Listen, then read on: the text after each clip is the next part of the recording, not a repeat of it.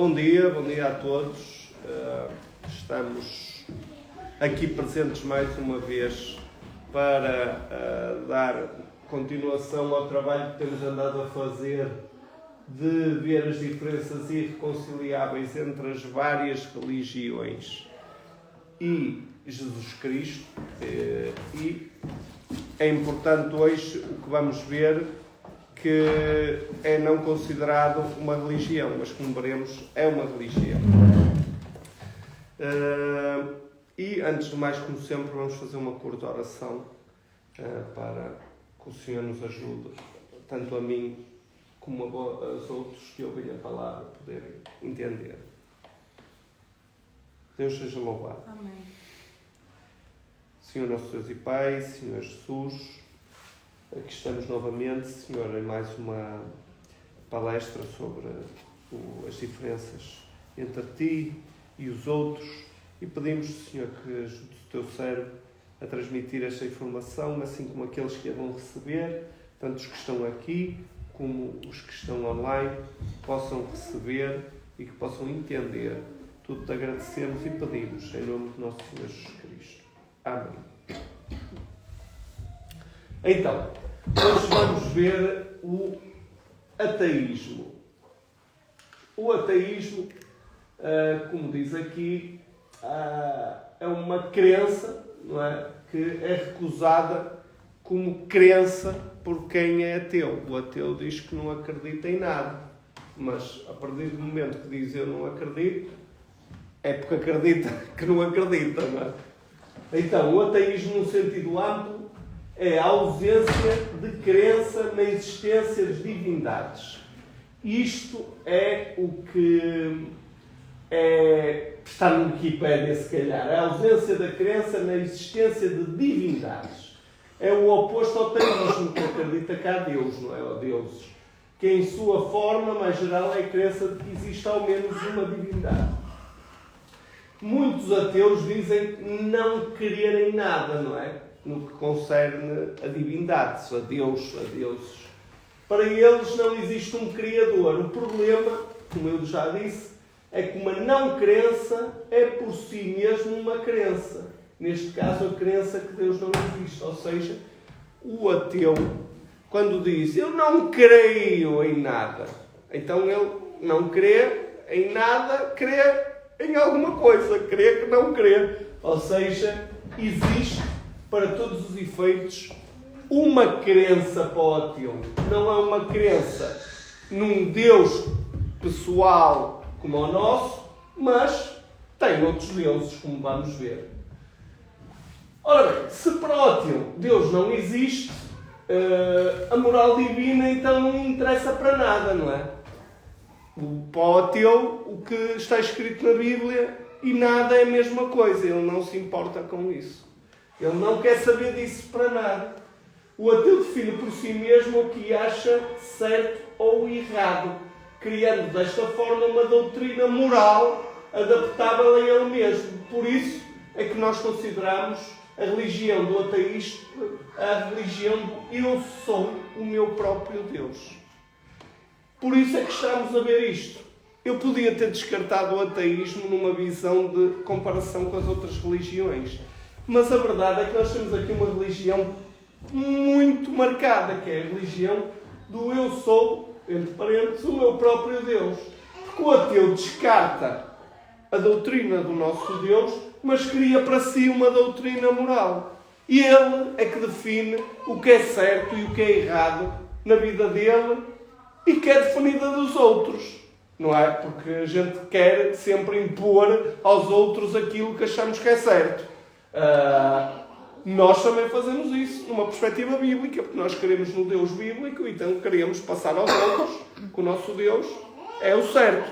E tentamos fazer isso. E eles têm o seu próprio Deus e então discutem connosco, tentando nos atacar e a nossa crença, porque querem impor a deles e querem provar que eles é que estão certos. Então, que não fique aqui nenhuma dúvida nem questão. O ateísmo é uma crença que reside numa não crença e é uma crença religiosa. E que liga a uma religião egoísta, a religião do eu. Ora, vamos ver aqui alguns pensamentos ateístas. É comum ouvir um ateu dizer, e como eu digo sempre, esta série de palestras foram dadas com o objetivo de preparar as pessoas para, se quiserem ser evangelistas, ou seja, levar o evangelho, saberem, quando aparece um ateu, saberem o que é que eles vão dizer e o que é que nós devemos dizer. Isto não é para ofender ninguém, nós não queremos ofender um ateu, nós queremos converter um ateu. Agora, não podemos, não podemos também ser passivos relativamente a eles argumentarem e nós não sabemos o que dizer, não é? Isso não pode acontecer. Então, o pensamento ateísmo, o ateísta muitas vezes ouvimos-nos dizer: eu não creio em nada, não é? É o que eles dizem. Mas depois dizem: eu creio em praticar o bem. Eu creio em praticar o bem, diz o ateu. Mas o que é o bem e o que é o mal para um ateu? Onde é que fica a fronteira que divide o bem e o mal para alguém que não tem uma base moral bíblica? O que é o bem e o mal? Porque o bem e o mal tem que ser definido por algo ou alguém que tem um padrão moral acima de todos os outros. É isso que define o que será o bem e o mal. Para o ateu, não é? O que é o bem e o mal? Onde é que fica a fronteira que divide o bem e o mal para o ateu? É que, vamos ver aqui, o que é bem para o ateu pode não ser o bem que é para nós. O ateu pode querer coisas na vida dele que a gente considera mal, não é? Nomeadamente o pecado. Ele pode ter 1000 pecados que acha: eu faço bem aos outros, mas no fundo está a fazer mal a ele, não é? Por exemplo, estou a dar um exemplo. Ou seja, ele considera o mal para nós, mas para ele é bem. Então não é possível aqui um consenso, porque o que é bem para o ateu pode não ser o bem para os outros. Pode até nem ser o bem para um ateu, pode não ser o mesmo bem para o outro ateu. Aquele ateu pode gostar de alhos e o outro ateu pode gostar de bugalhos. Um ateu pode ser do Porto e o outro pode ser do Benfica. Que grande chatice. Quem é o bem e o mal? Já vai entrar aqui uma guerrilha grande. Porque não se vão entender. Ou seja, não há consensos nem entre ateus e cristãos, nem entre ateus e ateus, nem entre ateus com mais ninguém. Porque cada ateu é um próprio Deus. Cada ateu tem a sua base moral. E ela pode ser muito parecida com muitos outros, mas é sempre única. E por isso não há consensos. Aliás, hoje em dia, o verdadeiro cristão, não é que crê na Bíblia, provavelmente acha que a sociedade atual caminha para uma forma de vida totalmente desequilibrada. Mas apesar do que vemos crueldade, imoralidade e injustiça latente, parece que os indivíduos se acomodam cada vez mais à total imoralidade, sendo tudo isso hoje considerado normal e razoável para muitos, mas não é para nós. Eu dou um exemplo. Hoje em dia vemos uma agenda de sexualização das crianças, desde a ideologia de género, desde o fazerem o que estão a fazer nas escolas. E isso é altamente imoral, não é? É altamente imoral. Mas a sociedade em si, que é uma sociedade laica no fundo, e que está, no fundo, assente hoje em dia em valores que se podem dizer ateus, o que é que acontece? Essa sociedade não é moral para nós.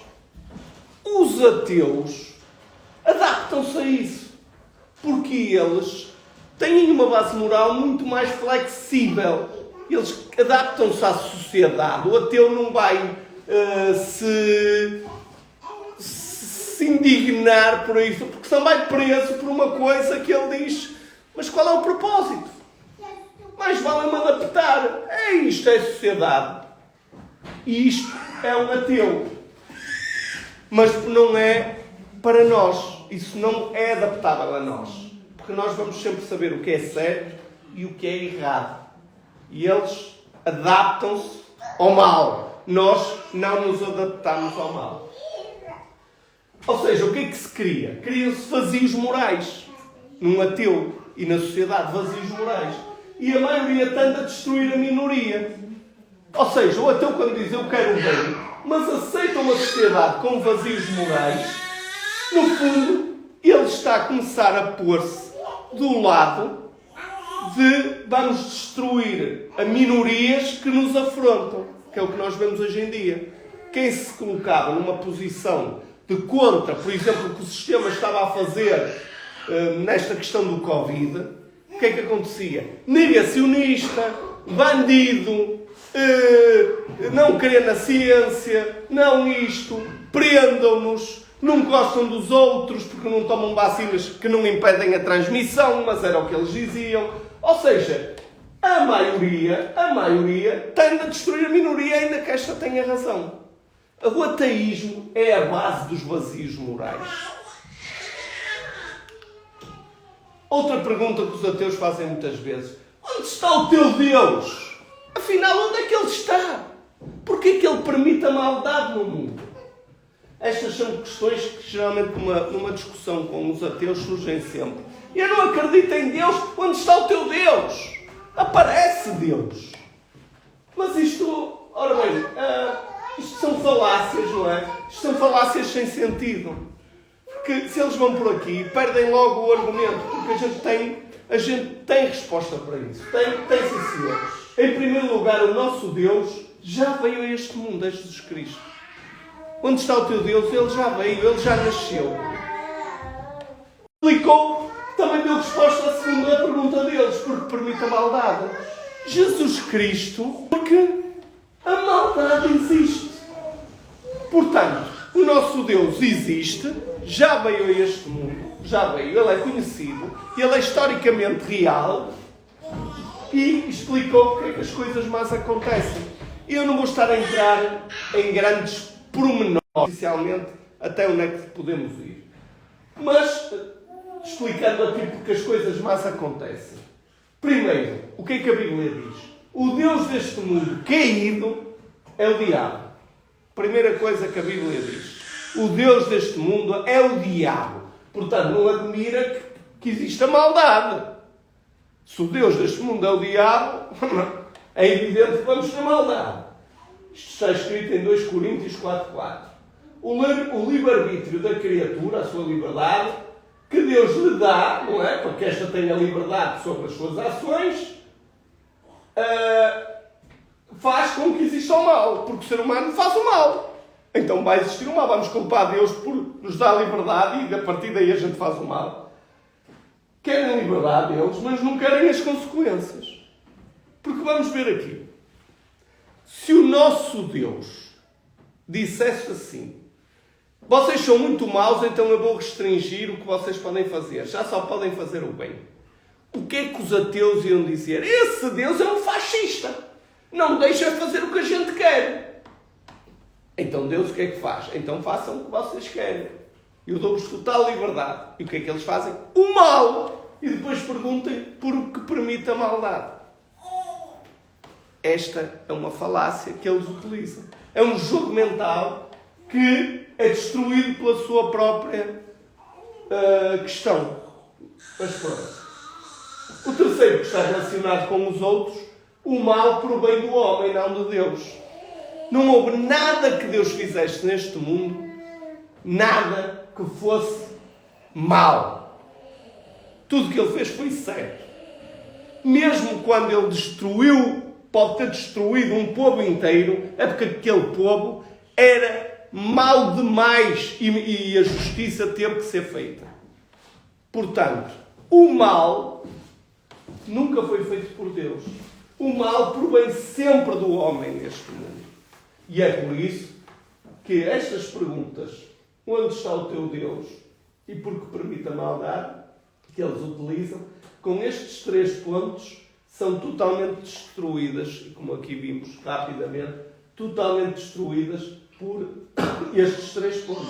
Eles podem não aceitar a Bíblia, mas nós aceitamos E é isto que a Bíblia nos diz.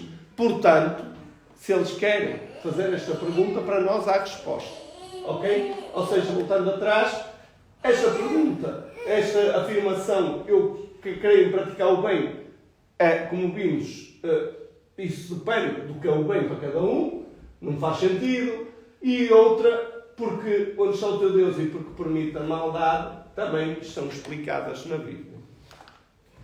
Livros sagrados do ateísmo, não é? Porque é sagrado para eles. O que é? A origem das espécies de Charles Darwin. Eles não têm uma Bíblia, mas têm livros sagrados. O ateísmo não tem um único livro, mas vários. Todos eles assentes na origem das espécies de Charles Darwin, porque este pode ser considerado a Bíblia do ateu. E a área filosófica em que esta crença está inserida é a chamada ciência. A ciência. Eu creio na ciência. Isso é que eles dizem. Mas é ciência falsa. Porque toda a ciência que eles acreditam já parte de mentiras, como vamos ver.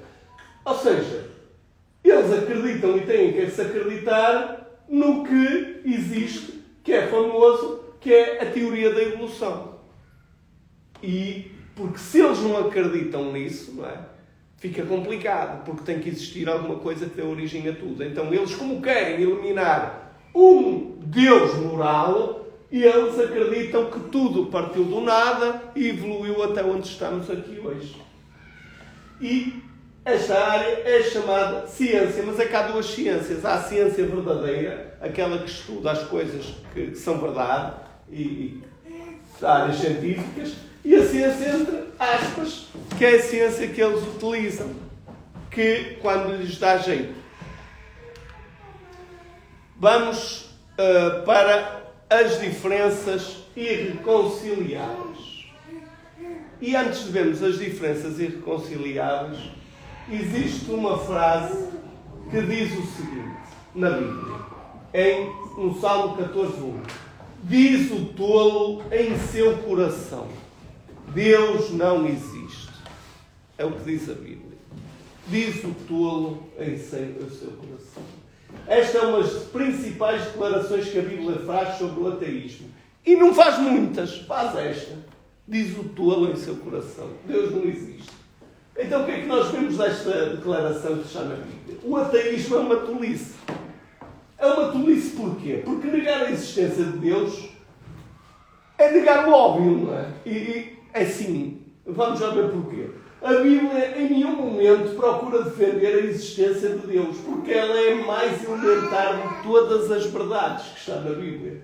A Bíblia já começa afirmando categoricamente: no princípio Deus criou os céus e a terra. Ponto final. Qualquer coisa a partir daqui, qualquer coisa que venha que Deus não existe é considerada obviamente uma tolice. A Bíblia afirma que Deus não pode ser conhecido completamente por nós, mas que pode ser conhecido suficientemente. Como assim? O que é que diz a Bíblia em Romanos? Desde a criação do mundo, os atributos invisíveis de Deus, seu eterno poder e sua natureza divina, têm sido vistos claramente, sendo compreendidos por meio das coisas criadas. E as coisas são criadas. As coisas criadas têm uma ordem. As coisas criadas têm matemática. As coisas criadas têm um sentido. E têm a verdadeira ciência por trás delas. Não há nada criado que não tenha ciência por trás. A verdadeira ciência. Deus claramente é visto na criação. Deste modo, o ateísmo é considerado tolice porque ele é irracional. É ir contra o evidente, o razoável. Na verdade, o ateísmo é a maior tolice possível. O ateu simplesmente fecha os olhos para as evidências e tapa os ouvidos para a razão. Mas porquê é que ele faz isso? Porquê que o ateísmo não quer ver Deus? Porquê é que eles recusam a evidência? Porque é assim, vamos ver, tudo na natureza, por exemplo, tem uma componente matemática. Tudo segue. Mecânica quântica, física quântica, tudo. Porquê é que eles tapam os ouvidos a isso? Porquê é que eles fecham os olhos? A tolice do ateísmo surge a partir do coração pecaminoso do homem. Ninguém se torna ateu por causa de argumentos. Eles não têm argumentos, vamos já ver porquê. Mas por causa do pecado em seu coração. Não existe um argumento conclusivo que prove a não existência de Deus. A Bíblia diz o seguinte: afirma que eles não negam Deus pela lógica, mas pela injustiça. A Bíblia diz: os homens suprimem a verdade pela injustiça. A Bíblia afirma que o ateu nega a existência de Deus porque ele decidiu viver para o pecado. Ou seja, convém ao ateu que Deus não exista.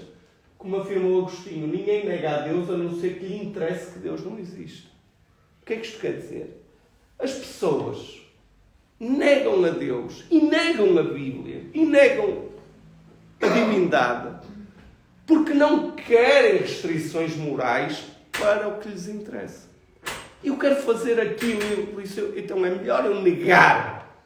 Eu vou fechar os meus olhos, eu vou tapar os meus ouvidos. Eu não quero ver, eu não quero ouvir. Porque, assim como este está aqui, eu não quero ver as vossas evidências. Porque senão eu vou ter que deixar de pecar e eu vou saber que pecado é errado, eu vou saber que pecado é mau. E isso não dá jeito nenhum. As origens. Perdão. Isto é outra diferença irreconciliável, como é evidente.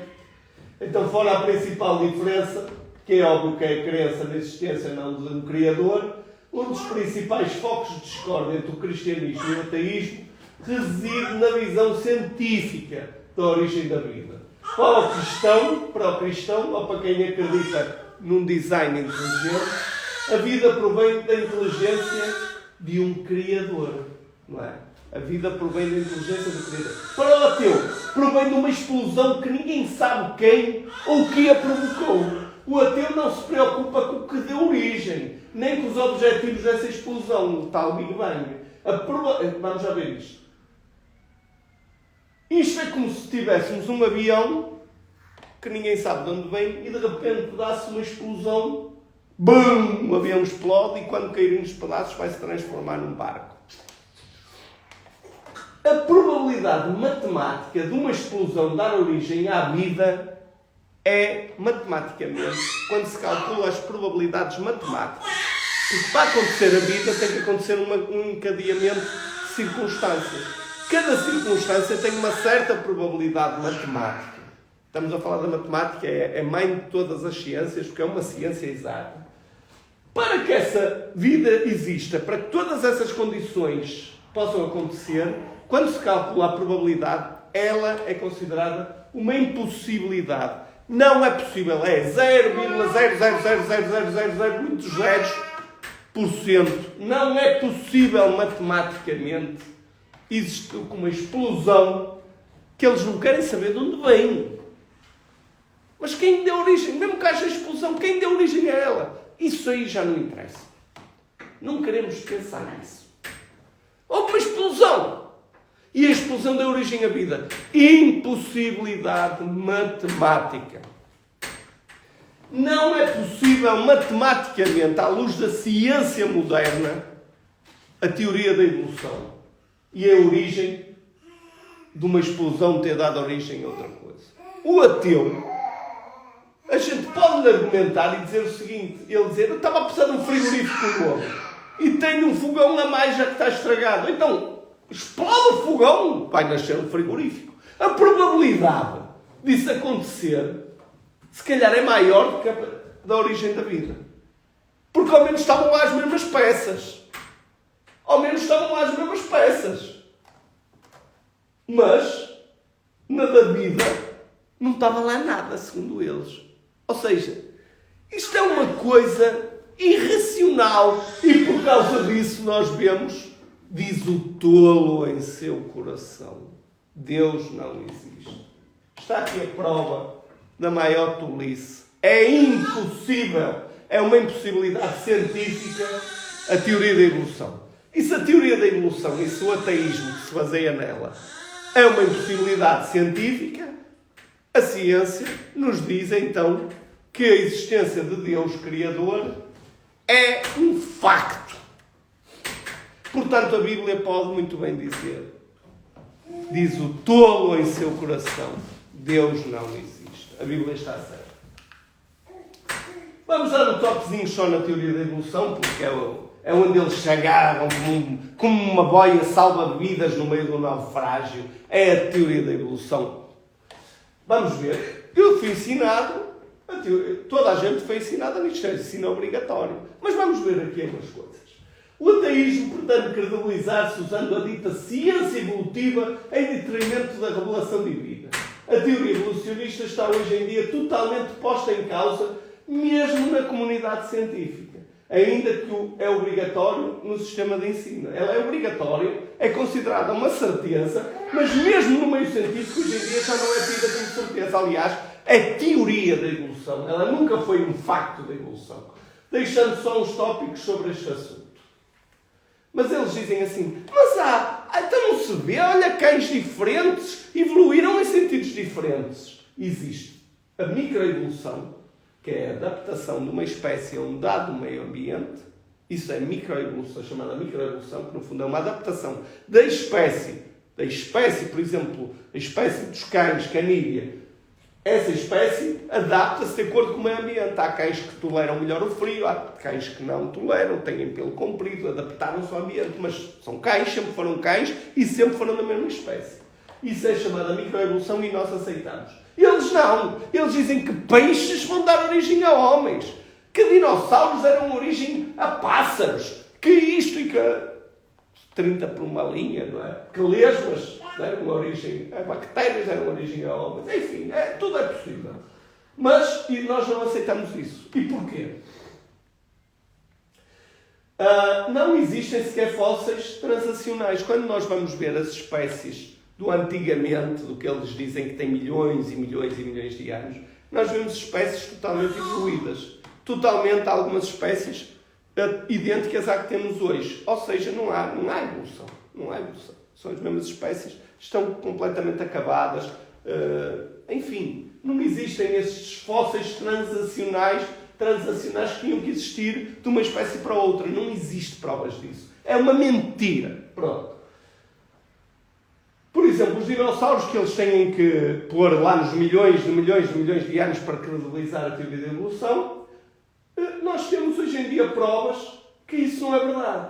Temos ossos de dinossauros que têm sido investigados, que têm tecidos moles, células sanguíneas, ou seja, são recentes, e temos gravuras e desenhos de dinossauros de povos com 1500, com 600, 700 anos. Ou seja, não eram chamados dinossauros, eram os dragões, era isto, era aquilo. Mas a verdade é que esses povos desenhavam-nos, portanto, eles são recentes. E se disser que esses animais são recentes, imediatamente a teoria da evolução cai pela base. Então eles preferem esconder debaixo do tapete. Varre para baixo do tapete, ninguém quer ver isso.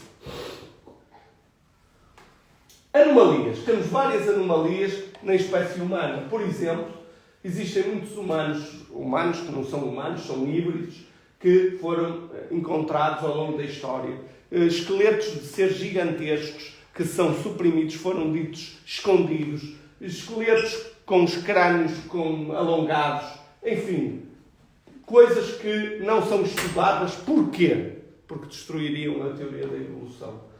E dizem, mas e aqueles fósseis dos neandertais, disto e daquilo?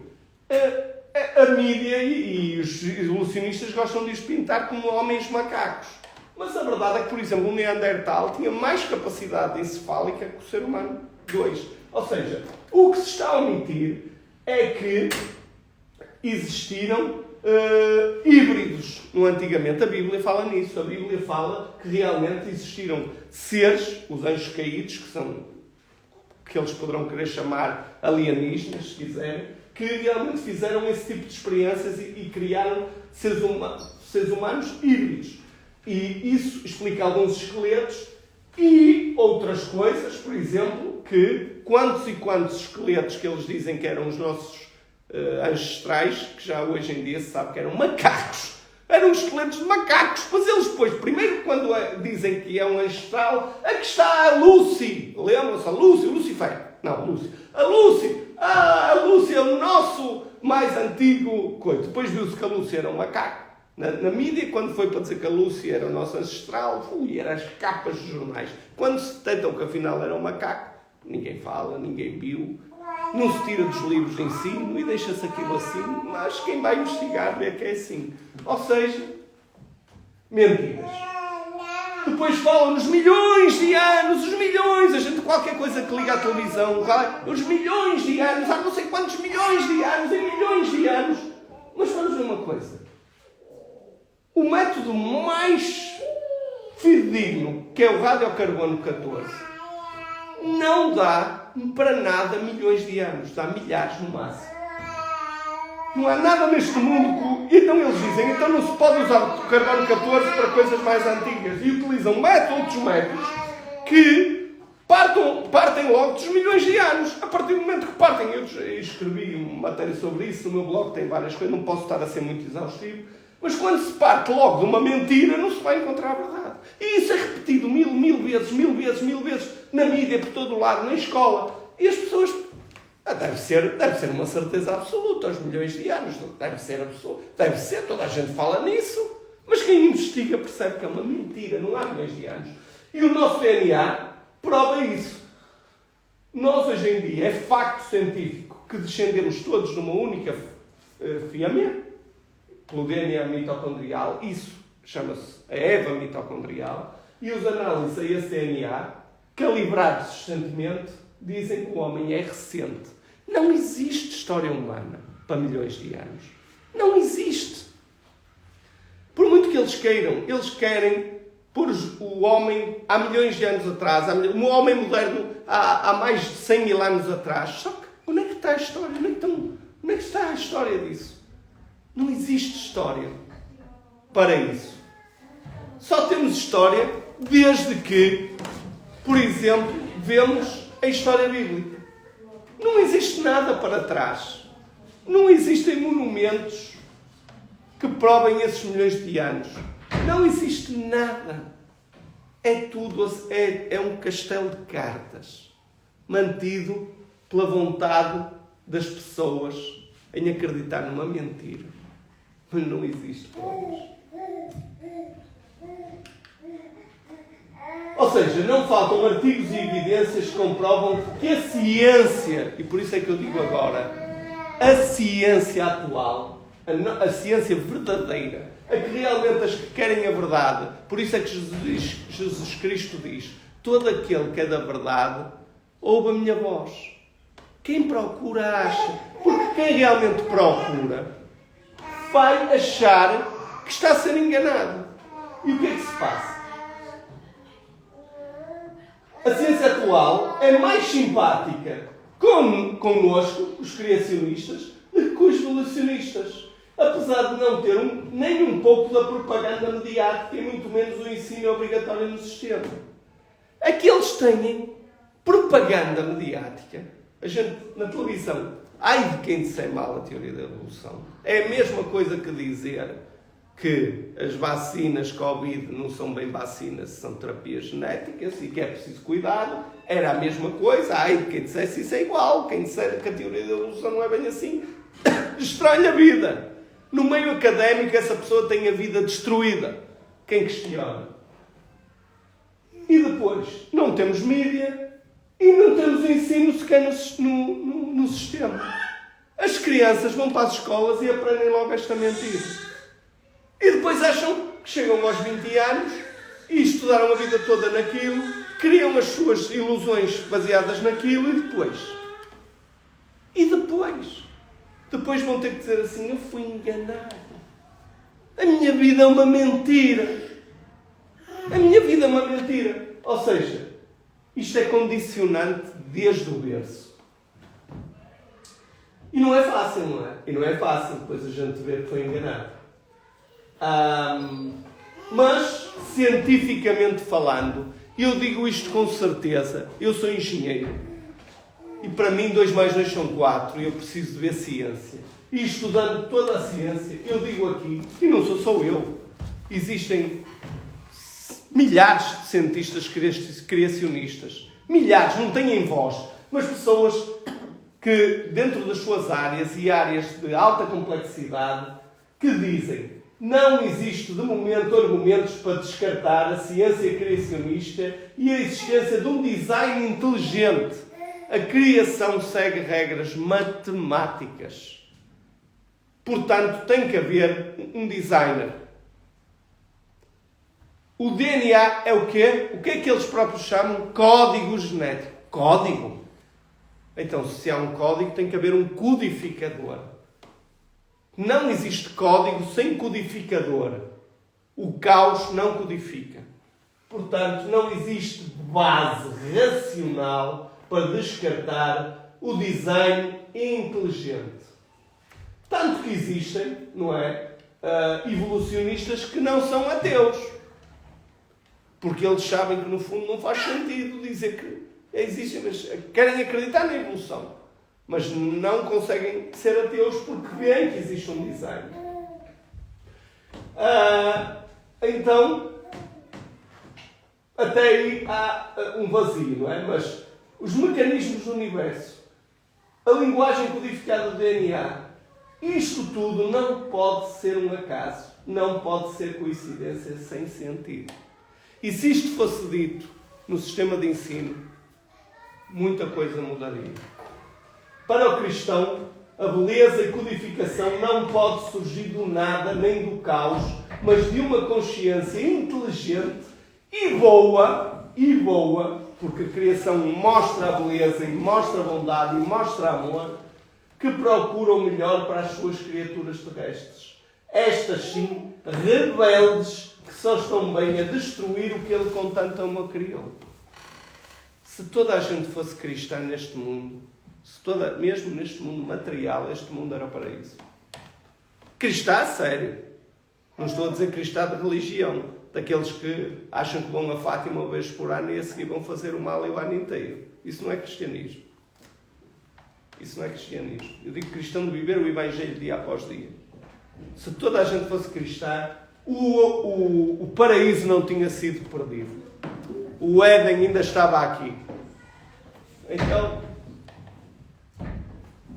estas criaturas que fazem o mal, rejeitam o Criador, estas criaturas que rejeitam a verdade e que querem ser ateus, rejeitam o Criador e, ao fazê-lo, optam pelas trevas e a obscuridade, procurando respostas onde jamais as encontrarão. Porque quem procura na mentira jamais vai encontrar a verdade. Se nós começamos a nossa busca na mentira, o homem procura pelas suas origens. Certo? O homem procura pelas suas origens. Mas quem procura pelas suas origens, numa mentira, como é que vai encontrar a verdade? Ninguém vai encontrar a verdade procurando na mentira.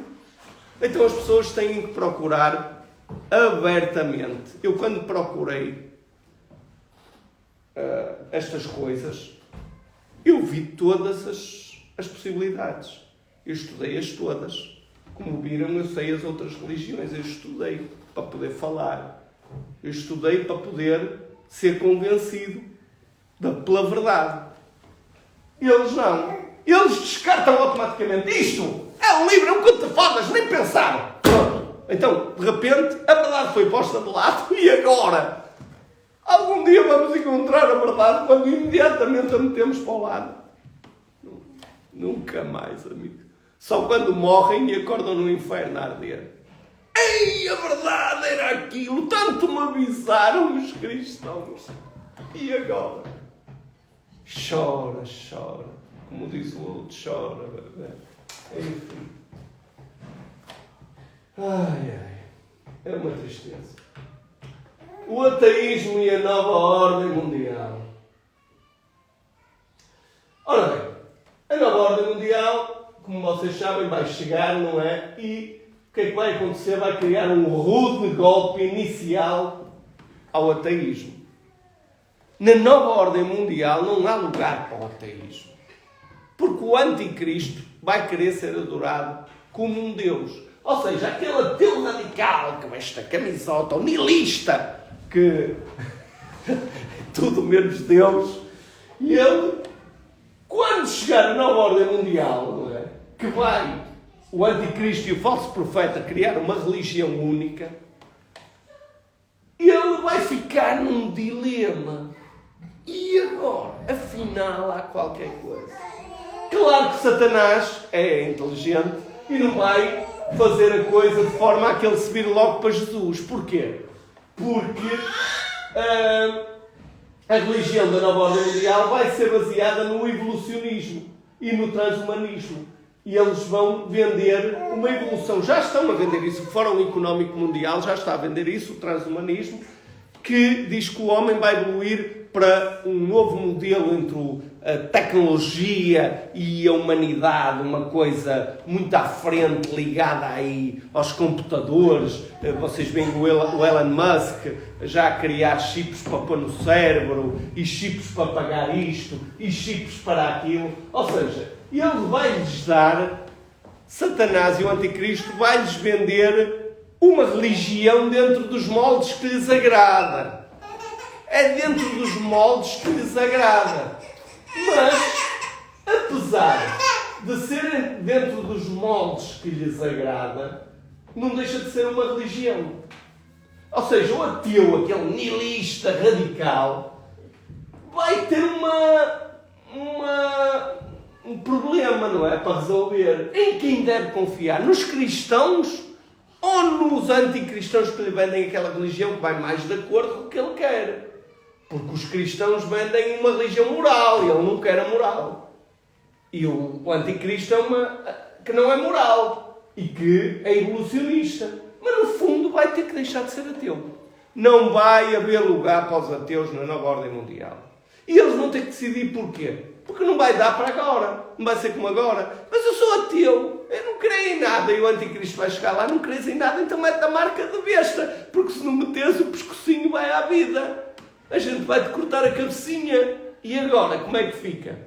E ele vai pensar assim, é lá, não acredito em nada, mas acredito em mim. Ponho lá isto e pronto. Ou seja, isto é um problema que eles vão ter. Uma bota para descalçar. Porque será a submissão ou a morte. Ponto. A escolha terá obrigatoriamente que ser feita. Ou aceitam a nova ordem mundial e o anticristo como Deus, ou então vão morrer. Para nós, cristãos, isso não é problema, porque nós sabemos que se morrermos, o Senhor nos ressuscitará. E que nós sabemos que o que está escrito vai acontecer. Ou seja, isto é uma ilusão e nós não tememos pela nossa vida, porque nós sabemos que o Senhor é o Deus da vida e se morrermos aqui, teremos uma nova vida a seguir. Assim como Jesus Cristo ressuscitou, Ele ressuscitará todos os que ama. Mas os ateus não têm essa esperança. Então, eles vão ter que decidir. E se algum ateu aqui me está a ouvir, ou alguém que conhece ateus, pode dizer: Jesus Cristo tem a porta aberta. Ainda vão a tempo de aceitar Jesus Cristo. Porque isto vai acontecer. Conclusão. A Bíblia desqualifica o ateísmo como crença válida, revelando a sua irracionalidade, inconsistência e incoerência.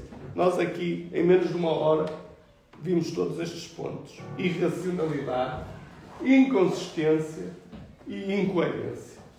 Desta maneira, a Bíblia não perde tempo com o ateísmo. Ela se preocupa com a idolatria.